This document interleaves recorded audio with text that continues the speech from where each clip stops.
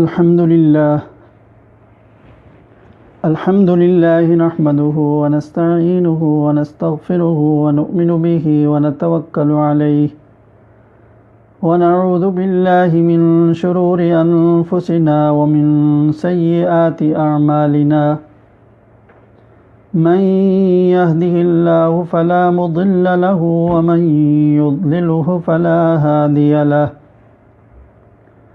وأشهد أن لا إله إلا الله وحده لا شريك له وأشهد أن سيدنا ومولانا محمدا عبده ورسوله صلى الله تعالى عليه وعلى آله وأصحابه وبارك وسلم تسليما كثيرا. أما بعد فأعوذ بالله من الشيطان الرجيم. بسم الله الرحمن الرحيم. يا أيها الذين آمنوا لا يسخر قوم من قوم عسى أن يكونوا خيرا منهم ولا نساء يكن خيرا منهن ولا تلمزوا أنفسكم ولا تنابزوا بالألقاب بئس الاسم الفسوق بعد الإيمان ومن لم يتب فأولئك هم الظالمون. صدق الله العظيم وبلغنا وصدق رسوله النبي الأمي الكريم ونحن على ذلك لمن الشاهدين والشاكرين والحمد لله رب العالمين. اللهم صل على محمد وعلى آل محمد كما صليت على إبراهيم وعلى آل إبراهيم إنك حميد مجيد. اللهم بارك على محمد وعلى آل محمد كما باركت على إبراهيم وعلى آل إبراهيم إنك حميد مجيد.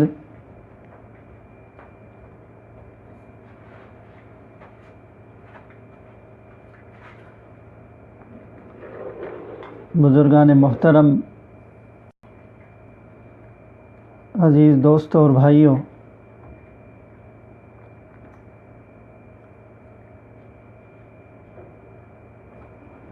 سورہ حجرات کی آیت نمبر 11 کی میں نے اس وقت تلاوت کی ہے.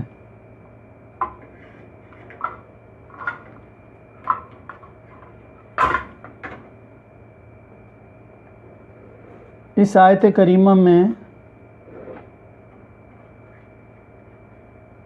اللہ رب العزت نے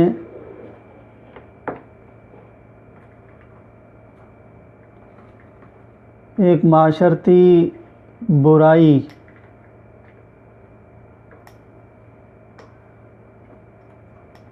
سے اور سوسائٹی میں، معاشرے میں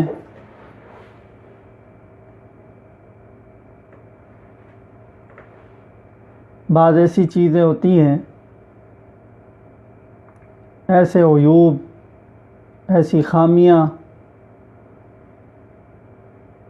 جو پھیل جاتی ہیں اور عام طور پر لوگ ان کی برائی اور ان کے نقصانات سے آگاہ نہیں ہوتے.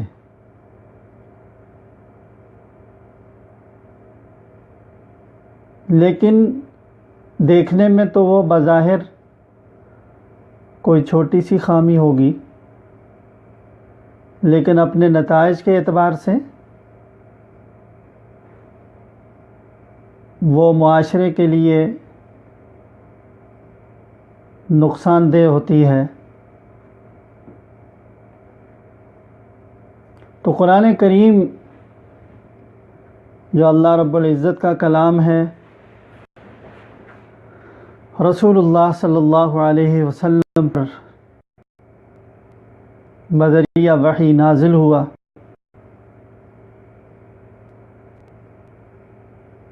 قرآن کریم نے ٹارگٹ ایسے ہی بہت ساری ایسی چیزوں کو کیا ہے، ہدف بنایا ہے جہاں پر انسانی عقل کے ٹھوکر کھانے کا بہت زیادہ اندیشہ اور امکان موجود ہوتا ہے۔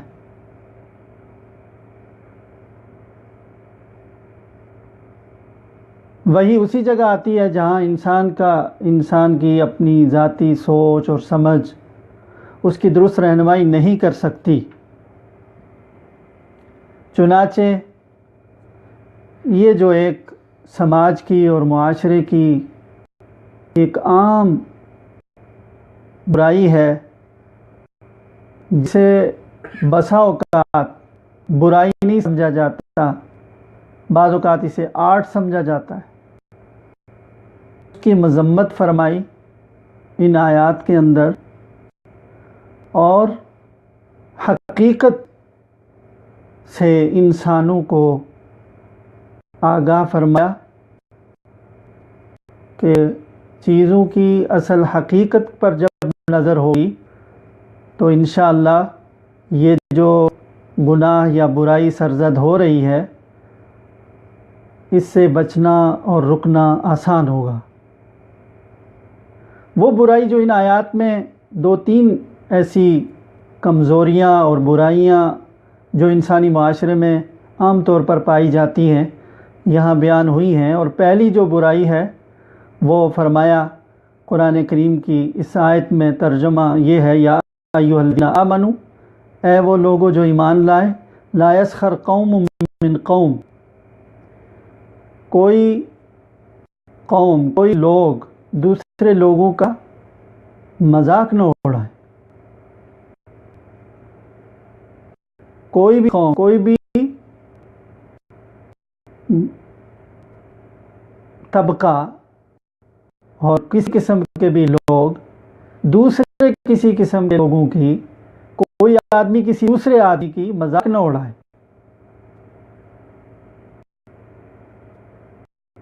یہ تو نہ فرما دیا کہ مذاق نہ اڑائے، تو مذاق سے جسے مانا کیا گیا ہے اس کے لیے سخریہ کا لفظ استعمال فرمایا ہے، جس کو اردو میں ٹھٹھا بھی کہتے ہیں، ٹھٹھا اڑانا۔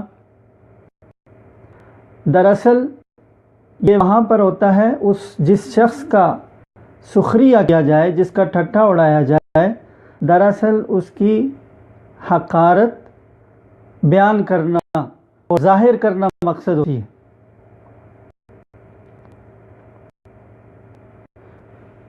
تو گویا کہ اس کے پیچھے انسان کی نفسیات کے اندر جو کمزوری تھی اور جس حقیقت سے کوئی آدمی ناواقف ہو کر اس گناہ کا، اس برائی کا ارتکاب کرتا ہے، اس کی نشاندہی کی اس آیت میں۔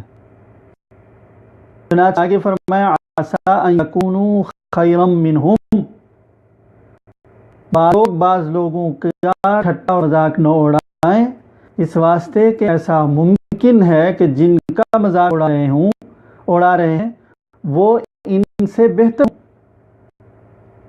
تو دو باتیں معلوم ہوئی کہ مذاق اڑانے والے اپنے آپ کو بڑا سمجھ رہے ہیں، اپنے آپ کو اعلیٰ اور افضل سمجھ رہے ہیں، اپنے آپ کو اچھا سمجھ رہے ہیں، اور جن کا مذاق اڑایا جا رہا ہے ان کو گویا کہ کمتر، ان کو حقیر، اور ان کو اللہ چاہے گھٹیا سمجھ کر کے ان کا مذاق اڑاتے ہیں۔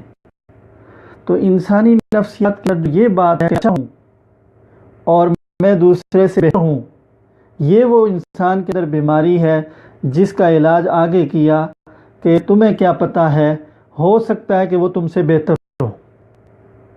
جب وہ تم سے بہتر ہے تو تمہیں کوئی حق نہیں پہنچتا کہ اپنے سے بہتر آدمی کی مذاق اڑائے، چنانچہ حدیث میں آتا ہے نبی کریم صلی اللہ علیہ وسلم نے فرمایا، آپ سے پوچھا گیا کہ تکبر کیا ہے؟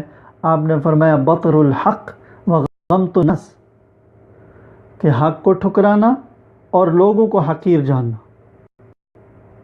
تو حقیر سمجھ کر کے، کمتر سمجھ کر کے کسی کا مذاق اڑانا یہ ناجائز ہے، قرآن کریم نے اس سے منع فرمایا ہے۔ اور بعض اوقات دل لگی کی بات بھی ہوتی ہے، دل لگی کے طور پر کسی کا مذاق، تو دل لگی اگر ایسی بات کی ہے جو حقیقت پر مبنی ہے تو وہ جائز مزاح ہے۔ حقیقت پر بھی مبنی ہو، اس میں تحقیر بھی پیش نظر نہ ہو سامنے والے کی، اور دل آزاری کا بھی کوئی اندیشہ نہ ہو، تو وہ مزاح سخریہ میں اور اس ٹھٹھے میں شامل نہیں ہے۔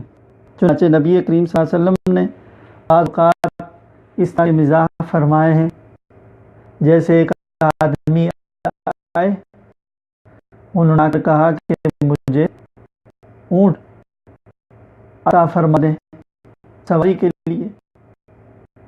آپ نے فرمایا کہ میں اونٹنی کا بچہ دوں۔ تو وہ سنتے ہی پریشان ہوا کہ مجھے سواری کے لیے چاہیے اور بچے کو کیا کروں میں، اس لیے کہ رسول اللہ صلی اللہ علیہ وسلم نے اس مزاح فرمایا کہ، اور یہ مزاح ایک بات ایسی تھی جو آپ نے اس میں ہر اونٹ تو کا بچہ، اس لیے آپ میں ایک عورت آئی، بوڑھی عورت تھی، اس نے یا رسول اللہ میرے لیے دعا کیجئے کہ میں جنت میں جاؤں۔ آپ نے فرمایا کوئی بوڑھی جنت میں داخل ہوگی۔ وہ رونے لگی کہ یا رسول اللہ میں نہیں جاؤں گی۔ آپ نے پھر پیار سے سمجھایا کہ ہر مومن عورت بڑھاپے، بوڑھی نہیں بلکہ جوان ہو کر جنت میں داخل ہوگی، تم بڑھاپے کی حالت میں نہیں جاؤ گی، جوانی کی حالت میں جاؤ گی۔ تو یہ ہے مزاح جو حقیقت پر مبنی ہے اور سامنے والے کی تحقیر اور اس کی کمی بھی ظاہر نہیں کر رہی، اور یہ ایک دل لگی ہے، یہ جائز ہے۔ لیکن دوسرے کی مذاق اس طرح سے اڑانا، اس کا ٹھٹھا بنانا جس سے دوسرے لوگ ہنسیں اور اس کا کوئی عیب ظاہر ہو، اس کی کمزوری سامنے آئے اور جس میں وہ اپنے آپ اپنی ذلت محسوس کرے، اس کی دل آزاری ہو، یہ منع ہے۔ آج ہمارے معاشرے میں دیکھ لیجئے کئی طرح کا تمسخر کیا جاتا ہے، زبان سے بھی کیا جاتا ہے، لکھ کر بھی کیا جاتا ہے، ڈراموں کی شکل میں کیا جاتا ہے، کئی طرح سے تمسخر اڑایا جاتا ہے۔ تو یہاں یہ تمسخر کسی کی طبقے کی، کسی فرد کی، کسی کی بھی ہنسی مذاق اگر اڑائی جائے گی، تمسخر اڑایا جائے گا، قرآن کی اس آیت روح سے یہ سب ناجائز ہے۔ اس لیے فرمایا کہ تمہیں کیا پتا ہے، ہو سکتا ہے کہ وہ بہتر ہوں۔ اسی طرح خاص طور پر کیونکہ عورتوں کے اندر یہ بیماری ٹھٹھا اڑانے کی زیادہ ہوتی ہے، تو خاص طور پر ان کو بھی ذکر فرمایا، خیر منہن، عورتیں بھی دوسری عورتوں کا ٹھٹھا نہ اڑائیں، مذاق نہ اڑائیں، اس لیے کہ جن کے مذاق اڑا رہی ہیں، ٹھٹھا اڑا رہی ہیں، تو ہو سکتا ہے کہ وہ بہتر ہوں۔ تو گویا کہ رہنمائی فرما دی کہ اپنے دل میں اپنے آپ کو دوسروں سے اعلیٰ اور اچھا مت سمجھو، یہ نفسیاتی بیماری ہے، تکبر ہے، یہ تمہاری یہ جائز نہیں ہے۔ جب یہ بات دل میں آ جائے گی کہ میں وہ مجھ سے اچھے ہیں یا میں ان سے اچھی نہیں ہوں یا اچھا نہیں ہوں، تو انشاءاللہ یہ نوبت ہی نہیں آئے گی اس کا ٹھٹھا اور مذاق اڑاؤ۔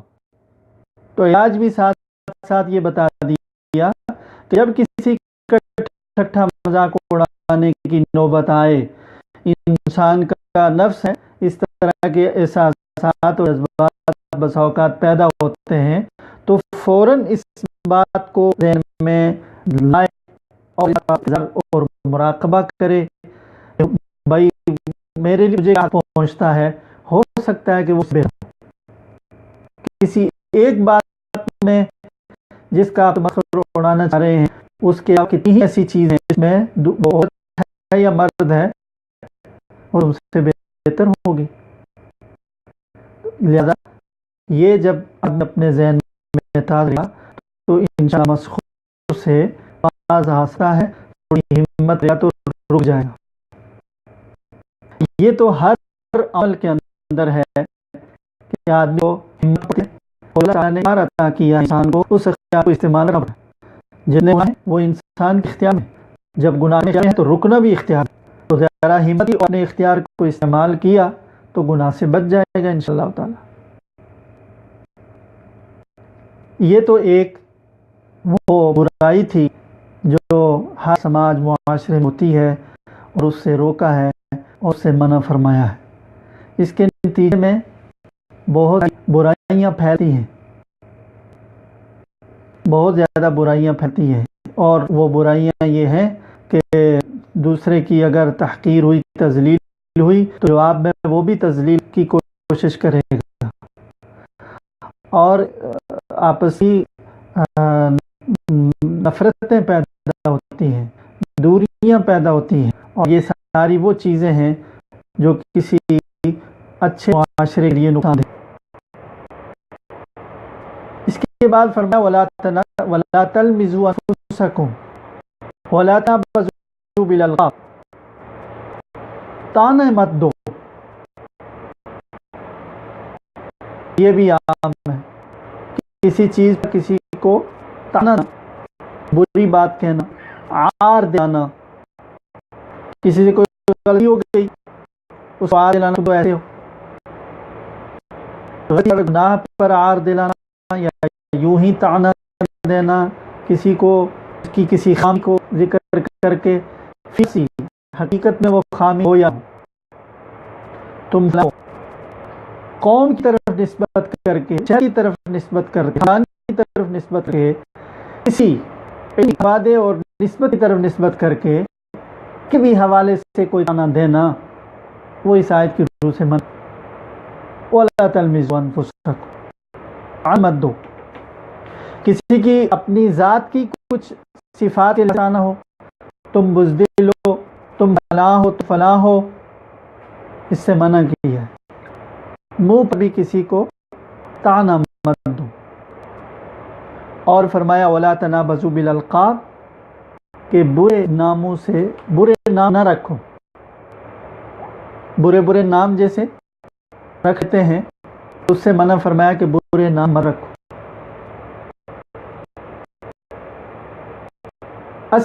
اصل جو نام والدین نے رکھا ہے اس نام کو بگاڑ کر کے بسات بگاڑ کر کے پکارتے ہیں، یہ بھی تنابز بالالقاب ہے. مجھے ایک واقعہ یہاں پر یاد آتا ہے، انشاءاللہ دلچسپی سے خالی نہیں ہے. سید عطا اللہ شاہ بخاری رحمۃ اللہ علیہ کی سوانح حیات میں شورش کشمیری مرحوم نے لکھا ہے کہ انہوں نے جب انگریز کے دور میں وہ گرفتار تھے، قید تھے، تو اپنے دوستوں کی محفل میں وہ انہوں نے واقعہ سنایا. بعد میں نقل کیا شورش نے بھی اور مولانا مجید سالک نے بھی خود کیا ہے. سید عطا کہ ایک واعظ، ایک مولانا تھے، وہ واعظ کر رہے تھے اس آیت کے اوپر وَلَا تَنَابَزُوا بِالْأَلْقَابِ، کہ برے نام ایک دوسرے کے نہ رکھا کرو. قرآن نے، اللہ تعالیٰ نے قرآن کریم میں منع فرمایا ایک دوسرے کے برے نام رکھو. تو اس آیت پر واز کرتے ہوئے انہوں نے یہ بھی بات بتائی کسی کی چڑ مقرر کرے نا، یہ بھی اس آیت کی روح سے منع ہے. بعد ہوگا کہ کوئی آدمی کسی چیز سے وہ الرجی ہوتی ہے، الرجک ہوتا ہے، کسی بات سے چڑھتا ہے، تو اب وہ چڑ اس کی مقرر نہیں کرنی چاہیے. یہ بات بیان کر رہے تھے تو مجمع میں ایک تحصیلدار صاحب، جیسے بہت سارے لوگ بیٹھے ہوئے ہوتے ہیں، انگریز کے دور حکومت کی بات ہے، تو ایک تحصیلدار صاحب بھی بیٹھے ہوئے تھے، ساتھ بیٹھے ہوئے آدمی سے کہنے لگے کہ لوگ یوں ہی چڑھتے ہیں، چڑ کی بات اگر نہ چڑھے آدمی تو کچھ نہیں ہوتا۔ تو ساتھ والے آدمی نے کہا تحصیلدار صاحب ایسا نہیں ہے، چڑ جاتا ہے۔ انہوں نے کہا نہیں میاں کچھ نہیں ہوتا، لوگ چڑ جاتے ہیں، کوئی چڑھاتا رہے مت چڑھو۔ انہوں نے کہا بہت اچھا۔ تھوڑی دیر گزری تو تحصیلدار صاحب سے وہ صاحب پوچھنے لگے، تحصیلدار صاحب ذرا آگے بیٹھے ہوئے تھے، کہ تحصیلدار صاحب آپ کے پاس شلجم کا اچار ہے؟ تو تحصیلدار صاحب نے بڑی متانت سے وقار سے جواب دیا کہ نہیں بھائی میرے پاس تو شلجم کا اچار نہیں ہے۔ انہوں نے کہا بہت اچھا۔ کوئی 4 منٹ گزرے، انہوں نے پھر پوچھا تحصیلدار صاحب آپ کے پاس شلجم کا اچار ہے؟ تو تحصیلدار صاحب نے فرمایا کہ نہیں، میں بتا چکا ہوں آپ کو میرے پاس تو شلجم کا اچار نہیں ہے۔ انہوں نے کہا ٹھیک ہے ٹھیک۔ 6 منٹ گزرے کہ پھر وہ تحصیلدار صاحب سے پوچھتے ہیں تحصیلدار صاحب آپ کے پاس شاید شلجم کا اچار ہو؟ تو اب تحصیلدار صاحب غصہ آنا شروع ہوا، گرم ہوئے، کہا کہ میں بتا تو چکا ہوں، آپ 2 مرتبہ پوچھ چکے ہیں اور اس میں کوئی ایسی بھولنے والی بات مجھے سمجھ میں نہیں آتی، آپ کو بتا چکا ہوں میرے پاس شلجم کا اچار نہیں ہے، آپ پھر بھی پوچھ رہے ہیں مجھ سے۔ کہا معاف کیجئے میں اصل میں بھول گیا تھا۔ کچھ دیر گزری تو اب وہ تحصیلدار صاحب کے کن پر ہاتھ رکھ کے ان کو متوجہ کرتے ہیں، جو ہی انہیں متوجہ کیا اس کو دیکھتے ہی تحصیلدار صاحب ہی پارا چڑھنے لگا کہ شاید پھر پوچھے۔ چنانچہ اس نے پوچھا کہ تحصیلدار صاحب آپ کے پاس شلجم کا اچار، ابھی یہ لفظ کہا ہی تھا کہ تحصیلدار صاحب نے غصے میں برا بھلا کہنا شروع کر دیا کہ تم نے مجھے مسخرہ بنا رکھا ہے، میری مذاق اڑا رہے ہو، نہایت بدتمیز سخت آدمی ہو، تمہیں پتہ ہے میں تحصیلدار ہوں، وغیرہ وغیرہ۔ تو یہ جب بات چیت ہوئی، شور ہوا تو لوگ متوجہ ہو گیا۔ یہ جو صاحب تھے یہ اٹھ کے ذرا دور ہوئے، دور سے ہو کر پوچھتے پھر کہ تحصیلدار صاحب آپ کے پاس شلجم کا اچار ہے؟ بلند آواز سے کہا تو تحصیلدار صاحب نے جوتا اتارا اور اس کے پیچھے دوڑے۔ اب سب لوگ ان کی طرف متوجہ ہیں اور مجمع سے نکل کر وہ لوگ بازار میں چلے گئے، اور وہ آدمی بار بار مڑ کر کے کہتا ہے تحصیلدار صاحب آپ کے پاس شلجم کا اچار ہے؟ اور وہ اس کو گالیاں دیتے ہیں، برا بھلا کہتے ہیں، اس کے ساتھ پیچھے پیچھے اس بھاگ رہے۔ تو یہ ہوا کہ پورے شہر میں یہ بات مشہور ہو گئی کہ تحصیلدار صاحب شلجم کے اچار سے چڑھتے ہیں۔ اب وہ بازار میں جو ہی آتے تو دکاندار ان کو دیکھ باتوں میں شلجم کے اچار تذکرہ چھیڑ دیتے، جس پر جو تحصیلدار صاحب ناراض ہوتے ہیں، برا بھلا کہتے۔ یہ سید اللہ بخاری رحمہ اللہ تعالیٰ نے واقعہ سنایا، اس میں کہا ہے تو لطیفہ لیکن ہے حقیقت۔ چڑ بات سے آدمی چڑ ہی جاتا ہے، تو لہذا چڑ بھی کسی کی نہیں رہنی چاہیے۔ جس بات سے چڑھتا ہو بار بار وہ چیز دہرانا، ذکر کرنا جس سے دوسرے کو تکلیف پہنچے، اس سے منع کیا ہے اللہ کے رسول نے اور اللہ کے قرآن نے۔ تو فرمایا وَلَا تَنَابَزُوا بِالْأَلْقَابِ، برے برے نام بھی مت رکھو، بِئْسَ الِاسْمُ الْفُسُوقُ بَعْدَ الْإِیمَانِ، ایمان کے بعد یہ بری بات ہے۔ وَمَن لَّمْ يَتُبْ فَأُولَٰئِکَ هُمُ الظَّالِمُونَ، اور فرمایا کہ جو توبہ نہیں کرتے وہ ظالم لوگ۔ تو یہ چند برائیاں ہیں جو معاشرے میں ہیں، ٹھٹھا اور مذاق اڑانا ایک دوسرے کی، عورت کا ٹھٹھا مذاق اڑائے، مرد کا ٹھٹھا مذاق اڑائے، ایک طبقہ ایک قوم دوسرے طبقے دوسرے قوم کا مذاق نہ اڑائے، اسی طرح ایک دوسرے کے برے نام نہیں رکھنے چاہیے، ایک دوسرے کی چڑ نہیں رکھنی چاہیے، اور طعنہ زنی سے بچانا چاہیے۔ یہ وہ اخلاقی تعلیم ہے جب معاشرے کے سارے افراد اس طرح کے بن جائیں اور وہ ایسا حسن اخلاق پیدا ہو، اس معاشرے میں کسی دوسرے کو تکلیف نہیں پہنچتی، معاشرہ امن کا، محبت کا گہوارہ ہوتا ہے۔ یہی چاہتا ہے ہمارا دین، اور اللہ تعالیٰ نے جو دین ساری انسانیت کو دیا ہے اس کا مقصد یہی ہے کہ انسان بن جائیں، وہ اعلیٰ تر درجے کے انسان، کہ دنیا میں بھی وہ آرام اور راحت کی زندگی گزارے اور آخرت میں بھی ان کو جنت نصیب ہو۔ جنت کی بھی تو یہی ہے کہ وہ جنت ایسی جگہ ہے جہاں پر کسی کو کسی سے کوئی عذاب اور تکلیف نہیں پہنچتی۔ تو اللہ تعالیٰ چاہتے ہیں کہ مسلمان دنیا میں اس طرح سے رہیں کہ وہ اس بات کے مستحق ہوں کہ انہیں جنت ملے۔ اللہ تعالیٰ ہم سب کو اس طرح کی تمام اخلاقی برائیوں سے بچنے کی توفیق عطا فرمائے، اچھے اخلاق اختیار کرنے کی توفیق عطا فرمائے، مذاق اور تکبر سے ہمیں حفاظت فرمائے۔ وآخر دعوانا ان الحمد للہ رب العالمین۔